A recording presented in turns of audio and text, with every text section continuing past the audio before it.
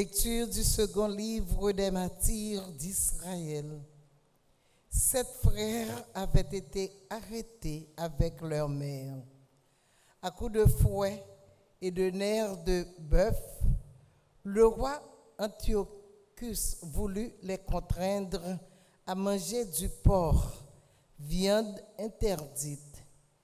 Leur mère fut particulièrement admirable et digne d'une illustre mémoire.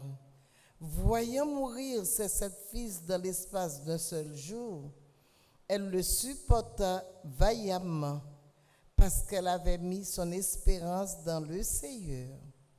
Elle exhortait chacun d'eux dans la langue de ses pères.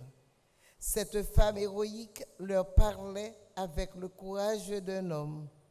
Je suis incapable de dire comment vous vous êtes formés dans mes entrailles. Ce n'est pas moi qui vous ai donné l'esprit et la vie, qui ai organisé les éléments dont chacun de vous est composé. C'est le Créateur du monde qui façonne l'enfant à l'origine, qui préside à l'origine de toutes choses. Et c'est lui qui, de sa miséricorde, vous rendra l'esprit et la vie. Parce que, pour l'amour de ces lois, vous méprisez maintenant votre propre existence. Antiochus s'imagina qu'on le méprisait et soupçonna que ce discours contenait des insultes. Il se mit à exhorter le plus jeune, le dernier survivant. Bien plus, il lui promettait avec serment de le rendre à la fois riche et très heureux s'il abandonnait les usages de ses pères. Il en ferait son ami et lui confierait des fonctions publiques.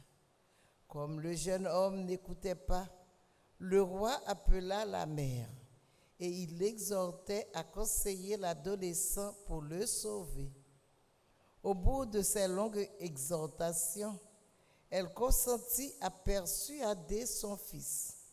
Elle se pencha vers lui et lui parla de la langue de ses pères, trompant ainsi le cruel tyran. « Mon fils, aie pitié de moi.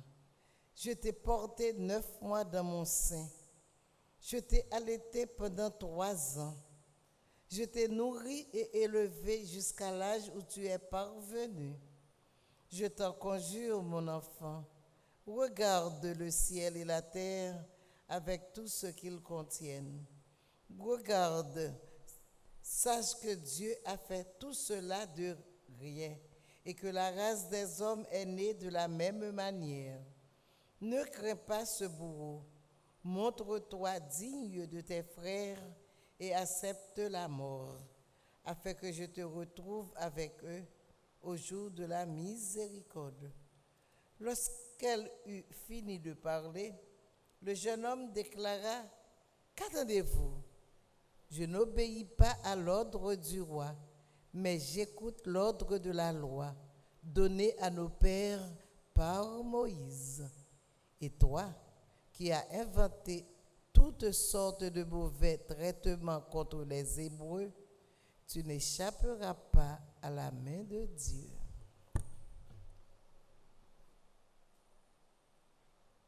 Parole du Seigneur. Nous rendons grâce à Dieu.